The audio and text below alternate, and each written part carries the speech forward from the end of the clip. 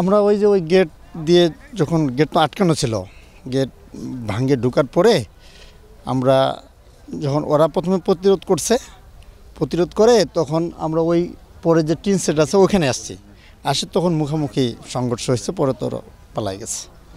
আমরা যখন প্রতি বছর ইজতেমার 40 দিন পূর্বে একটা জোর ইজতেমা হয়, ইজতেমার প্রস্তুতিমূলক হিসাবে, সেই হিসাবে ওই পক্ষ জমায়েতপন্থীরা তারা জোর করে গেছে, আমরাও জোর করবো, এটা সরকার আমাদেরকে অনুমোদন দিয়েছে, কিন্তু এদের মধ্যে একটা উগ্রপন্থী। আমাদের আগে যে ইজতেমা জোর করে গেল তারা, এখানে তো তাদের কোনো বিঘ্ন সৃষ্টি হয় নাই কেন? আমাদের ব্যাপারে এদের এত উগ্র মেজাজ কেন?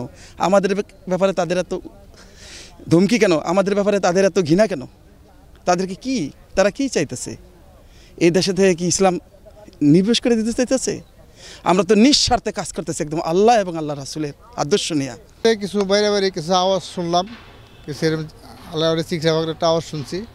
আওয়াজ শোনার পরে আমরা ওইখানে 1-1.5 ঘন্টা পরে আরও বসেছিলাম, আমাদের সাথে এলোমেলো হয়ে গেছে। তারপরে ওরা যে সামানাগুলো এরকমভাবে আনছে আর কি ওখান থেকে। ওই প্রথম ওই মরেই সাথে হয়েছে, তারপরে দাওয়া খাওয়া বসছে, পরে আবার ওই টেনশনে গিয়া সেনাকে আবার দাওয়া হল্লা হয়েছে, হেন মারামারি হয়েছে। নিশ্চিন্তে খান স্বাস্থ্যকর অল টাইম পান, অল টাইম হেলদি লাইফ।